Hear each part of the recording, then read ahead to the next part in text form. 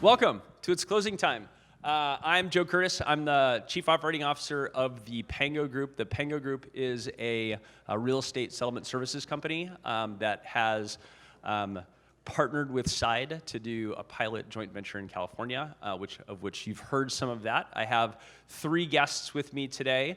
We're going to be covering a couple of topics around technology, the closing process, and so let me just really quickly introduce our panelists. The first we have is Maria Saradina, who is the head of new ventures at Side. She's focused on building and scaling new initiatives for Side. And so she and I have been working in close partnership with how we're modeling out a lot of the product offerings for the joint venture, for escrow in California, but also some of the ownership model that you've been hearing about this weekend.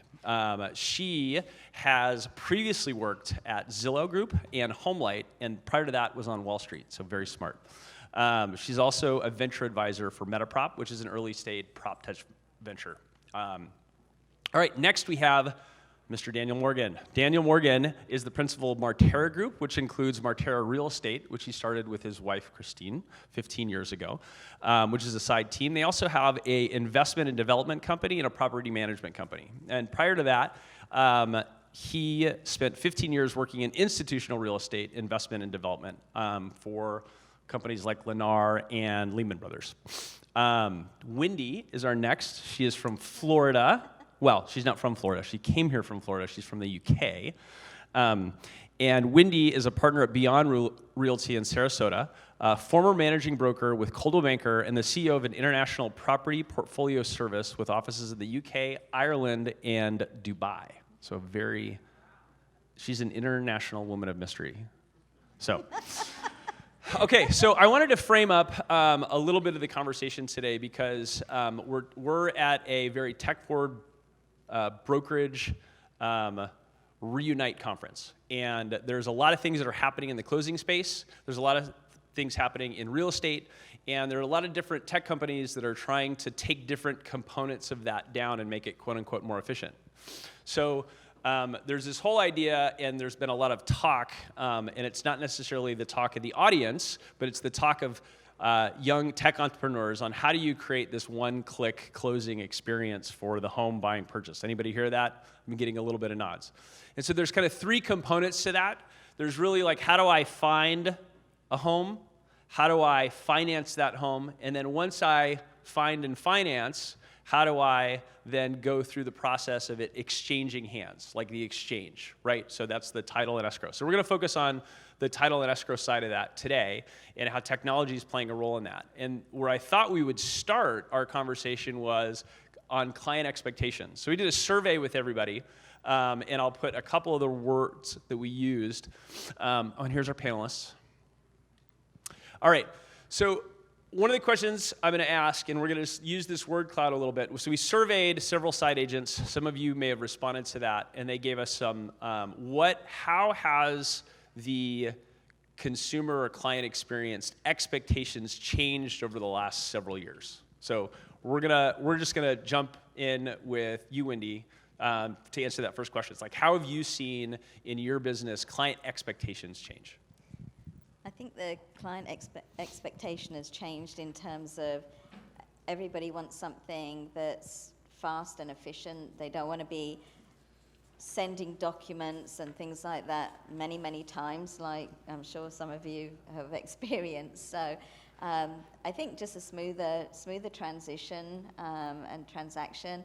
And I think just the way that everything is moving forward is really, what they're looking for. Just like you said, one click. Yeah, and fast and smooth. Fast but safe.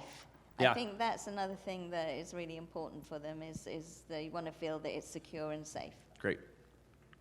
Daniel, how about you? I have to disclose that I don't really sell real estate per se. My wife does. She's really good at it. If you need any referrals in Orange County, call Christine. I'm really more on the investment side, buying and selling for us personally. But I just think back to the first property that I ever bought. The lender asked me for my driver's license like 15 times. And I was like, what the hell are you asking for this for again? And then the most recent property we bought, I uploaded it to his portal. Easy peasy, mac and cheesy, right? Yeah. So I think that we've made some progress, but I do think that people's expectations have been changed from like the Amazon experience, but this is also something that you do once every 7 to 10 years. So I think people are willing to put up with a little bit more, just because it's a rare experience for them. Yeah. Maria, what have you seen, just your experience in some of the other arenas like at HomeLight and at Zillow? I think it's really moving away from fragmentation of service providers across the entire funnel. And we've seen this happen with Zillow, Opendoor, OfferPad, trying to own the entire stack of the experience. And when you don't own certain pieces of the experience, the consumer experience gets broken. When Opendoor went to market in iBuying, when Zillow went to market in iBuying, they used the marketplace approach to start, and soon they pivoted to own and operate the iBuying operation, in part because they wanted to be close to the consumer and they wanted to be that touch point with the consumer. So when we think about the real estate transaction, we have a ton of consolidation and search. And then as you get into lending and closings, you insert all these additional players. And unless we can weave a consistent narrative with all those affiliate partners, we can't deliver the one-click magic happens that we're all after. Yeah. Well, I think that'll be interesting. So as part of the next question, I don't know if anybody noticed on the word cloud, and my immediate word association was like clients expect everything. Did you guys also see that? The other thing that you're seeing is like speed, instant, words like that up there. And I think that there is this really kind of like at least perception of need of I want things faster. I want things faster. I want things done faster. And so that kind of rolls us into my next question is, consumers are used to that. I mean, the narrative used to be, when Amazon first came out, like, you're never gonna get consumers to put a credit card into like a website and hit buy. Like, that'll never happen, right? And so I don't think that is happening tomorrow. And frankly, I'm not even sure it'll ever happen. But what do you feel like, and maybe we'll start with you, Daniel, are the things that are really preventing that end-to-end kind of like experience from happening? I think the two biggest friction points that we experience is gonna be probably notaries and payments. I'll dig in a little bit more on notaries because they're the bane of my existence, and I don't understand the importance of them. And back previously in my career, I was working for a public home builder, and it was like 2006, 2007, just before the crash, and we were looking at trying to digitize the process, and we were working with Stewart Title, and they were trying to get ahead of electronic signatures. The counties just said no, so like that just didn't happen. And I'm sure there's a lot of other reasons, but the notary process, I was telling my wife Christine that I was going to be on this panel, and she told me the story about one of her clients who was leaving the country in like a couple hours, and the mobile notary didn't show up. For like a $1.5 million purchase, the mobile notary didn't show up. Like, that's stupid. Like, that could break the whole transaction. Or like you try to go to, like, we were out in the desert, I had to go get something notarized last minute. I went to UPS and the notary left for the day. So it's just like, you can't have a process when you're, to your point, it's outside of the funnel, it's outside the process. So I apologize to any notaries in here, God bless you. I'm a notary, Daniel. We'll talk later. But yeah, so like I think those are the two biggest processes that are broken that need to be reimagined. Got it. Maria or Wendy, you guys want to take a bite out of that one? Well, I think that we're in Florida, Yep. and I think it's very archaic.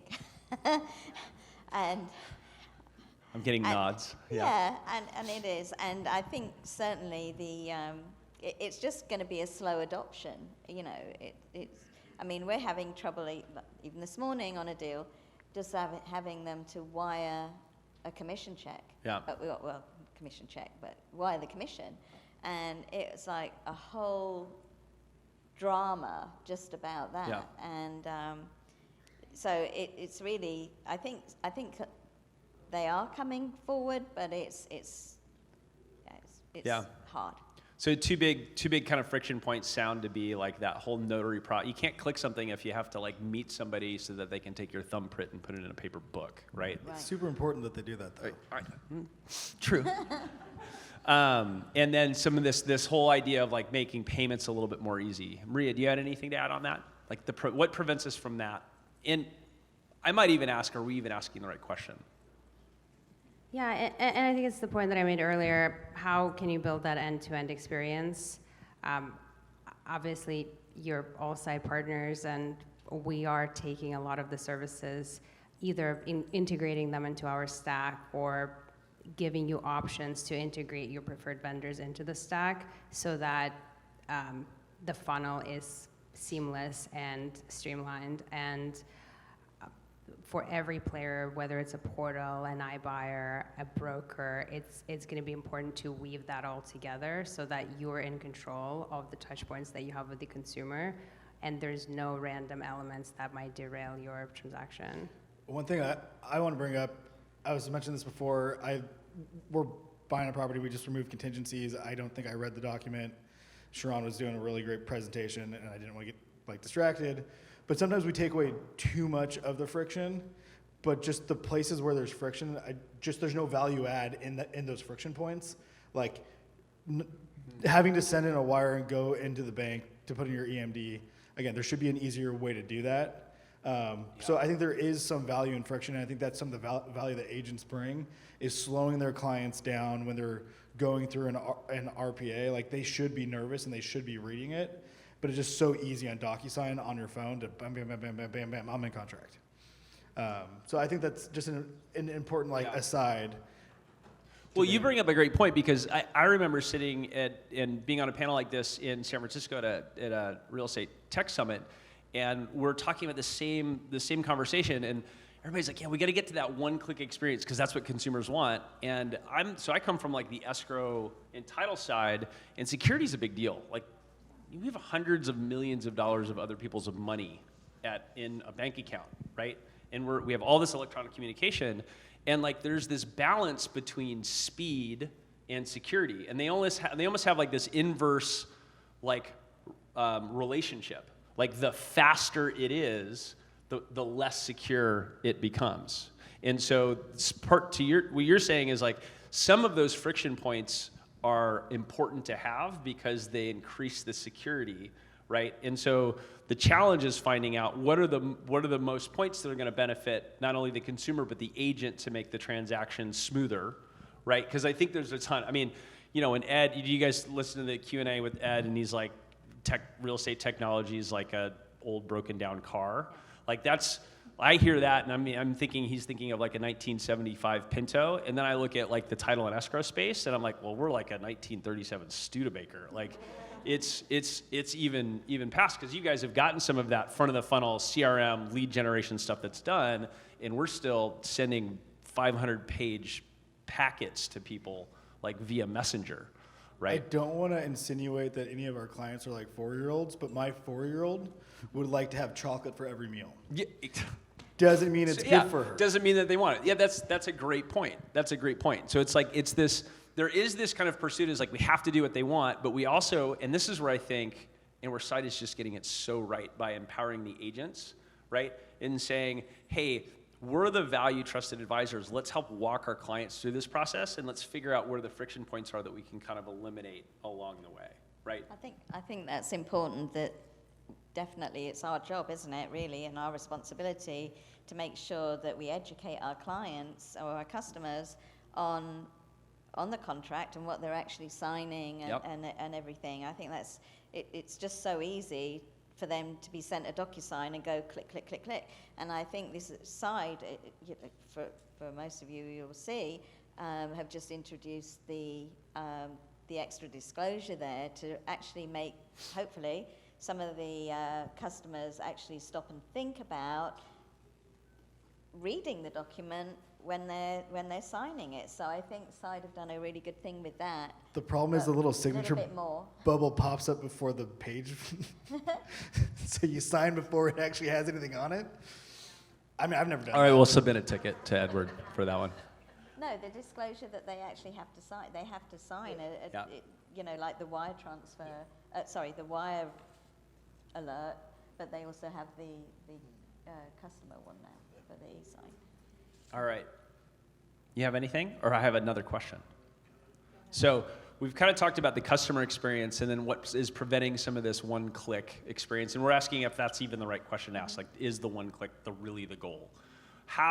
So if you take your current title and escrow companies, how has technology changed the way that they've been interacting with you as agents or as owners or brokers or investors or as customers in the transaction? How's that evolved? And where do you see it going? So from our perspective, as I said, a lot of them are pretty archaic, but because of the security issues and things like that, some of them are now doing more of the portal where you have to sign in, where the agents are. And I think there's definitely been steps from a number of the good title companies to actually communicate more. You can see what's happening, just as the lenders have, or Yep. some of the lenders have. So I think that's a good step. Yep. But there's so many of them that are so far behind. So the good ones, you feel like from a technology standpoint, are leveraging it to be able to update you, have a little bit more transparency in the Exactly, transaction. yes. You know, and you mentioned like portal, like maybe having something where you can actually see, we call it like a Domino's pizza tracker for Yeah. escrow, right? You can see. Being yeah, able what's to do that. happening. Daniel, how about you? Not much. Not much. You're But- like, but we're working solve the notary thing and then we can talk.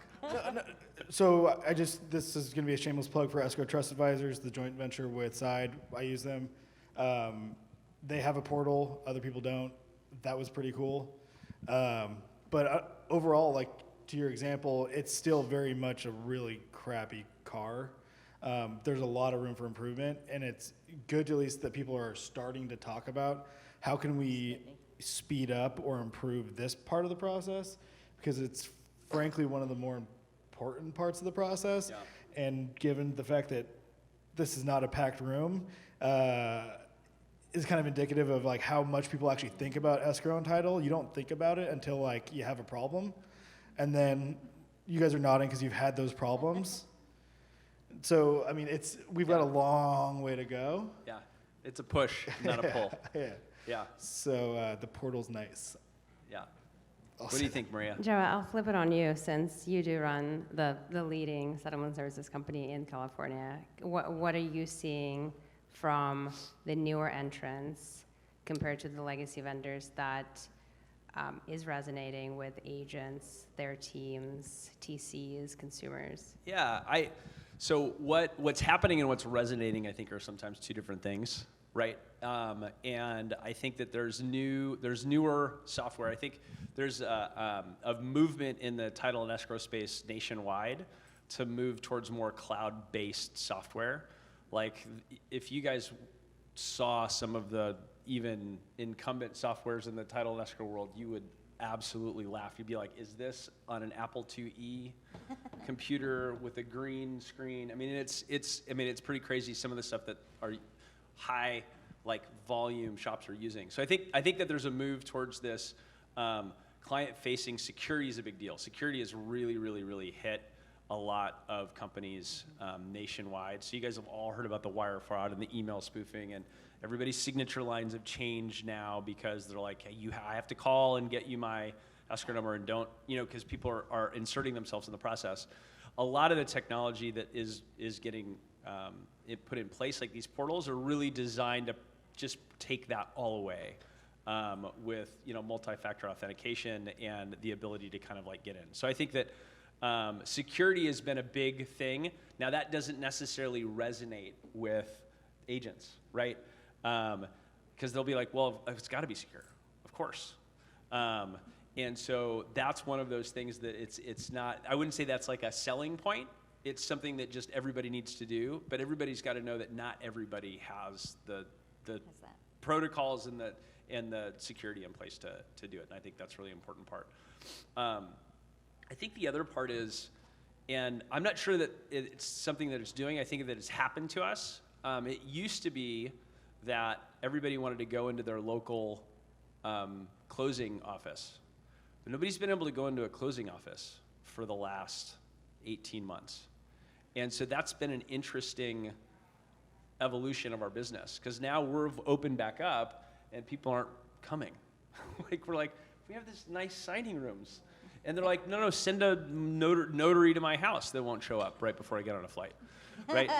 But I think that's one of the things that has been really interesting that I've seen, and I don't know if you guys have noticed some of the same things, but like people want it at home, in their pajamas, on the top, in their driveway, on their car. Like we've even seen signings where people drive up and you sign and you hand the documents back through the window and let it go. So that whole idea of like, I need to come to a place to sign has changed, kind of similar to the way that the workplace is. So then location comes up in my mind around like, is location that important? And from a perception standpoint, I think it is. It's important to be local. It's important to be boutique. And the work necessary to do that with all of the digital signing and all of that kind of stuff makes it less necessary. So I think those were a couple things. You flipped it on me. I like it. Good. Do you want me to take it back? Question? What was that? Do you want me to answer the same question? Yeah, I want you to answer the same question. I can comment on what we're doing at Side to proactively streamline the experience for agents.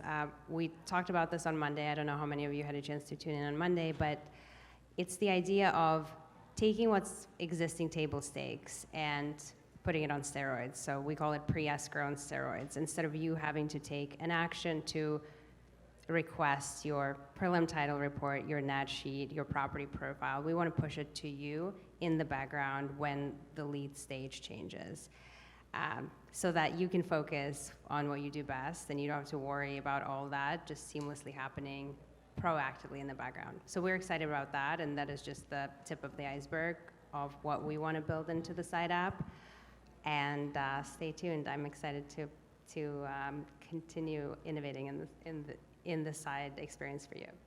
That's awesome. All right, so we have two areas that I've heard from innovation that we should probably just dig into, because there's two areas. The first is RON, and so we did another little survey, which I will pull up here.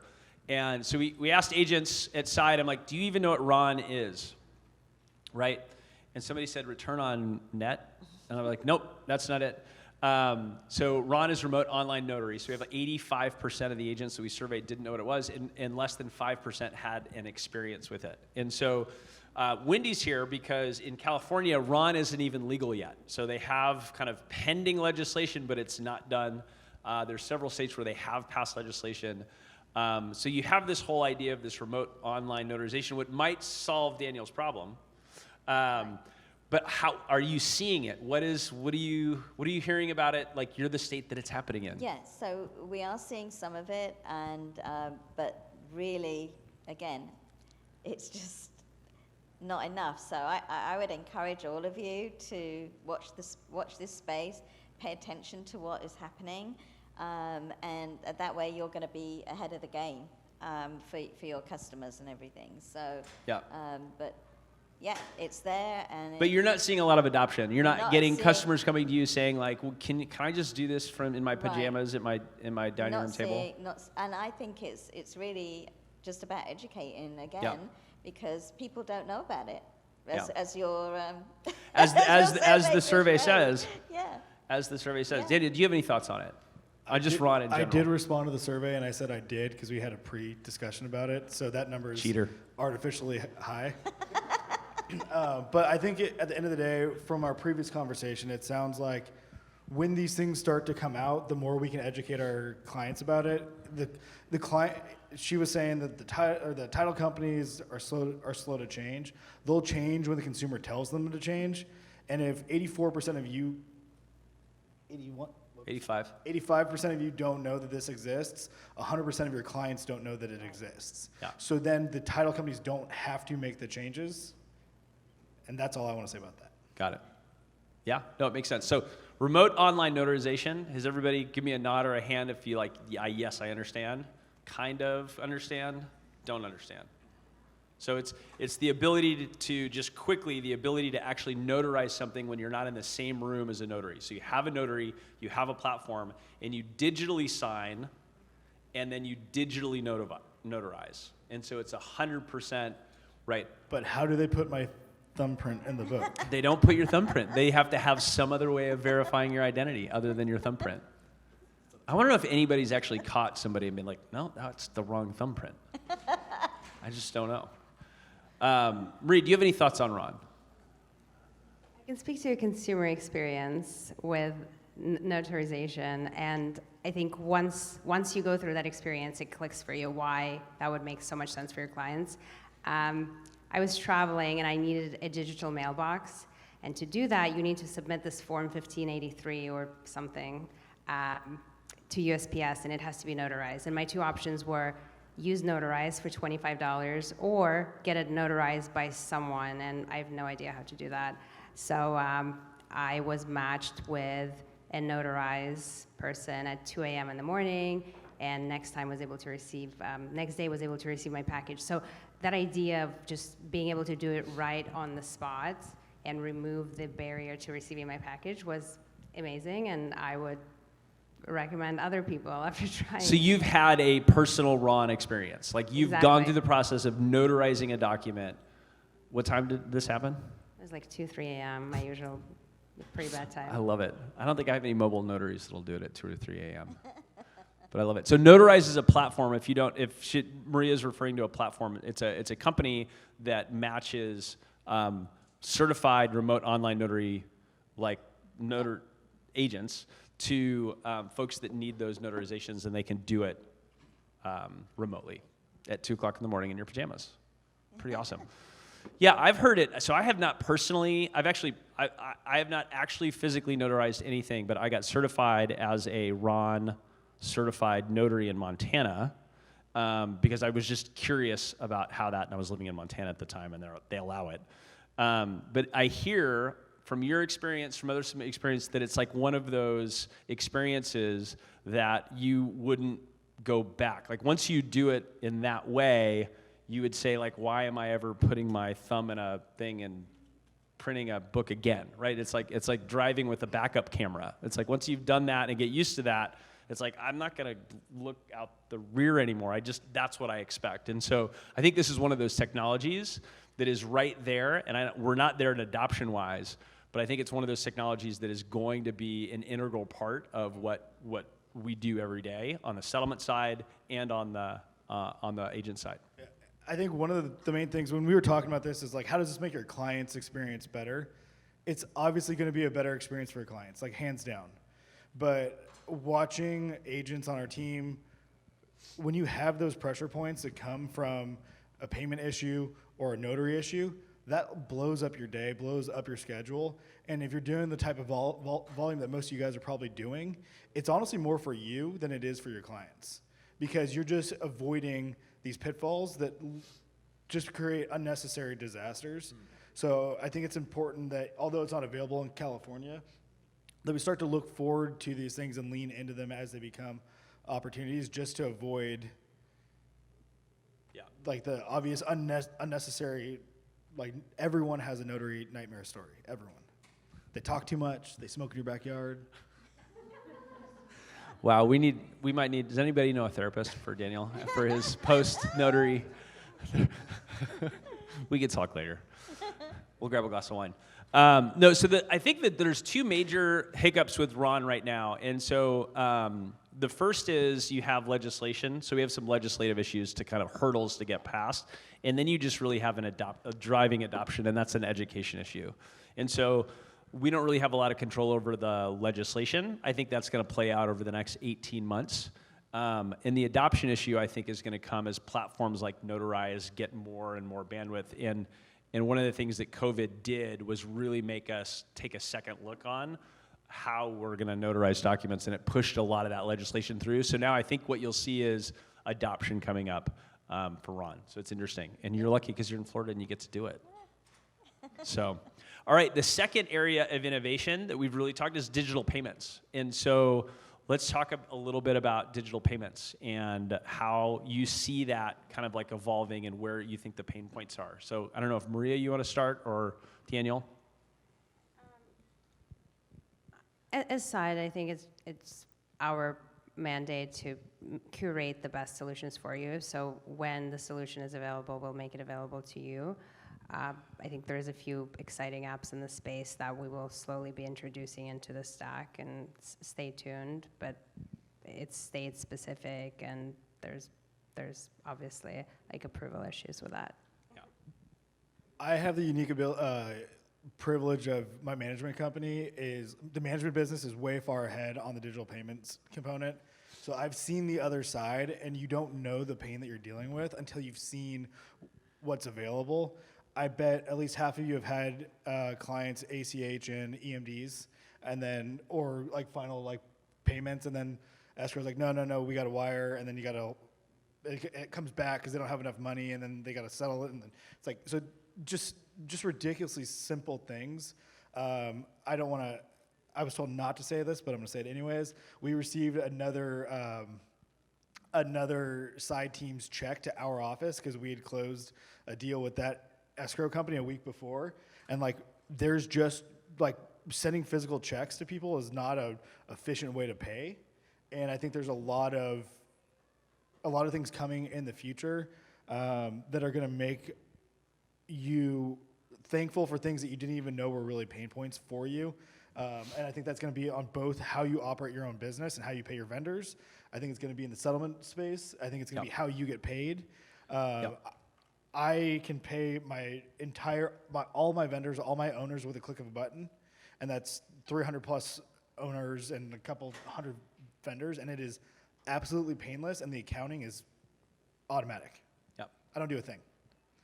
And that's what happens with the next generation of payments. So I think it's a really exciting thing that's on the horizon. It's just not there yet. Understood. What do you think about payments, Wendy? Well, I just like it when we get paid. Amen. I mean. Amen. So this is a part to me. So on the consumer side, there's a lot of people focused on the earnest money deposit. Like, how do I make that Venmo, right, kind of experience with being able to do an earnest money deposit with that, right?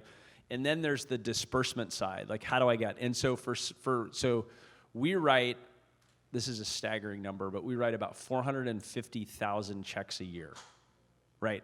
So think about all of the envelopes. Like, I would love to be able to do that digitally, and I think that there's some technology kind of like adoption that needs to happen on some of the vendors.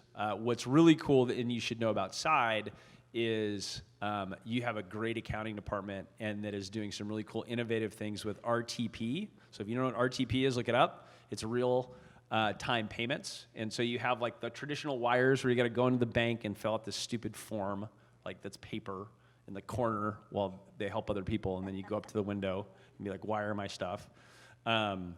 And then there's like an ACH you can do from your online portal, and then there's RTP. And RTP is something that I think we'll see further adoption in. And what's cool is Side is already utilizing it, some of it. It really, it's California has this crazy law that you have to have same-day good funds, go figure, right, for escrow deposits and the earnest money, which is the problem with ACH in the space. And RTP could be a potential solution to that. So it'll be interesting to see the adoption as that comes up. Correct me if I'm wrong, but ACH is actually more secure and easier to trace than wires. Yes. That is asinine. Yes. That's not allowed. Thank you. Yes. Yes. Well, you have to say yes and then with a caveat. So we could get really into like deep into the weeds on like how NACHA files work and like how it goes. But at the end of the day, per legislation, California law from an escrow law standpoint, which is not true in all the states. So you have companies like Earnest, right, which is a good a player in the space that's helping enable these integrations with if you go to Mint. Does anybody have a Mint account, right? Yeah. So what you're doing is you're enabling Mint to talk to your bank, right? So Earnest is allowing like your interface to talk to your bank so that you can then transfer money, like earnest money deposit, through a wallet and Plaid, which are kind of like the interface, right, platforms that send it through, but it's done via ACH, right? And so you have this legislation that says, well, ACH you can take back.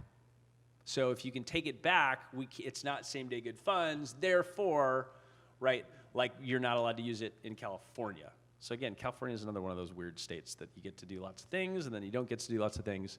And we'll see, and they're innovating in other states in it. And so, but I think this is a really interesting place because it's going to really make, I think that's something that consumers want from an earnest money deposit standpoint. But I also think just payments of everybody out there, which is really like writing 450,000 checks a year is really unsexy, right? But man, if you could solve that problem, you could afford to do a lot of other interesting things in the transaction. Like what you're saying, like you don't even know how bad you have it until like it all goes away, and at the click of a button, I can pay all my vendors and reconcile all that, and then it's just amazing because then I'm going to have more time to communicate what's happening in the transaction to make sure that the notary shows up for their online appointment or whatever. All right. So we've talked about, so kind of like in summary, we've talked about like client expectations, like what's preventing that experience, a couple of innovations in the space in terms of closing services. We talked about REunite, we talked about digital payments. Like based on what we've discussed, what do you think, like what would you want people to take away from our discussion today just about like the future of real estate closings? Wendy, you get to go first. Well, I think that we, again, we all need to educate. We all need to keep alert as to what's going on. And as I've said before, really, just by doing that, you're going to be ahead of the pack. So educate, educate, educate is what I'm going to tell you. Yeah. Thank you. Daniel, what about you? A few things.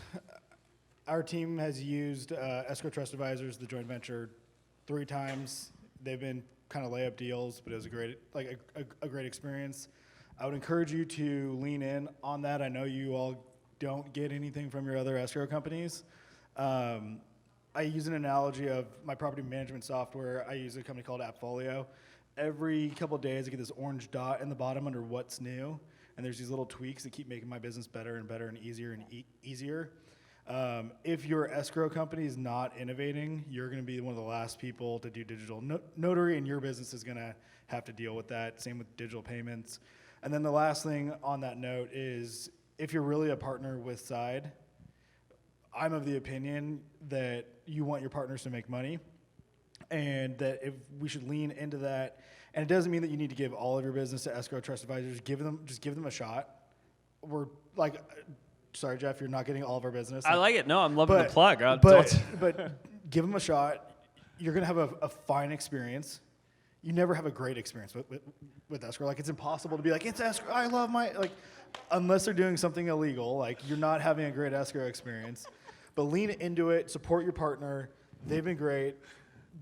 The wine here wasn't free. Got to pay for it somehow. So, and then also we were at Telus previously. Telus was awesome. It was boutique-y, and we had all these cool things. And then as they needed to get profitable and they couldn't get profitable, like some of that cool stuff went away. So if you want the cool stuff to stick around, like, come on, give it a try. It's been great.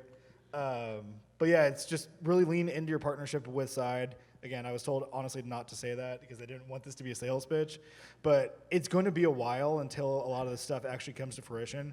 And it's going to happen in small changes, like small little tweaks. So if you're if you're not working with Escrow Trust Advisors, at least make sure that whomever you're working with is looking towards the future and is going to be one of those players that's doing and taking advantage of the technological changes that are going to improve both your customer's experience and your business, because it's worth a lot more than the $400 kickback you're getting. Thank you. All right. Maria. We did not pay Dan to say all this. I'm sure we told him not to.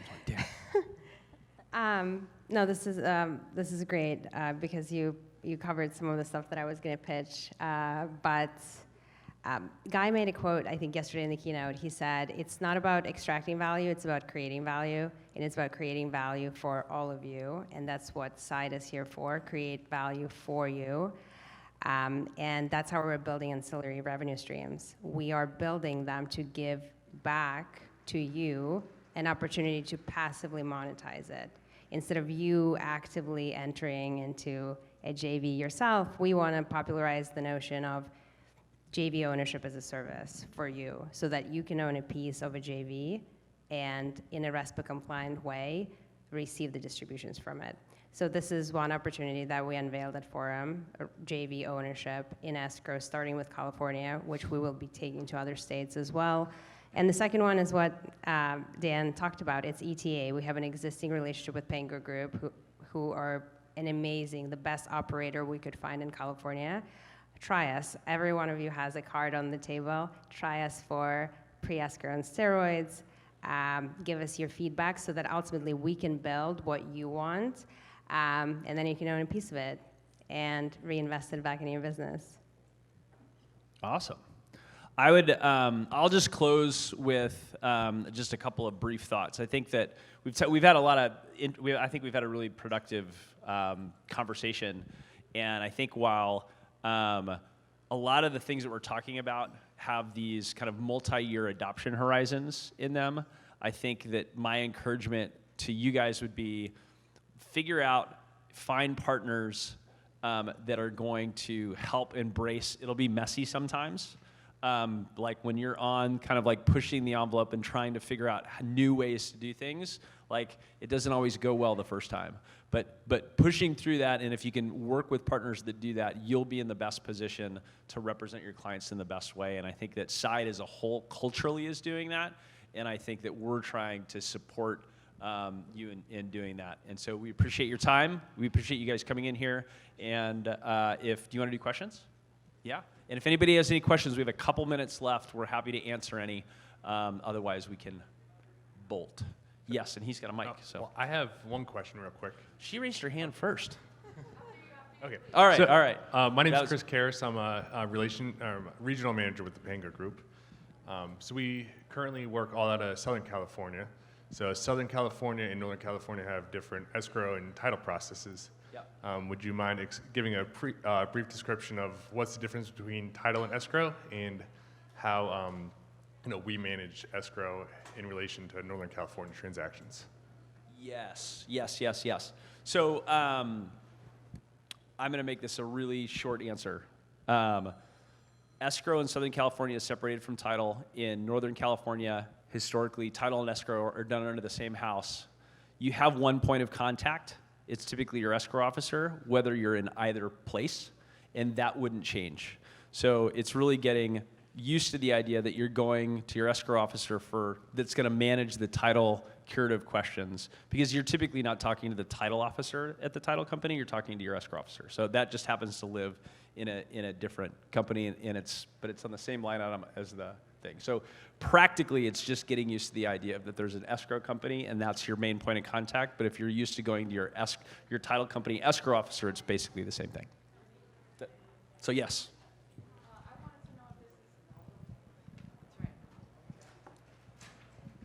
I wanted to know if this is something that you guys also is going on in Florida, because I'm in Florida. Meaning the joint venture potential ownership, kind of ownership as a service. Correct. So it is not going on right now, but we are working on that, and I know that Maria's had recent conversations, so we're trying to do that. We will have an announcement coming, and there's an event we're planning actually specifically for Florida partners in early October.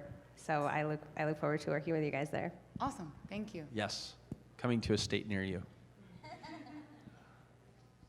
Any other questions? Escrow and title is just such a riveting topic. It's a riveting topic. Trust accounting is really sexy. Really good. All right. Hey, thanks everybody for coming. Appreciate you. Have a great rest of your event.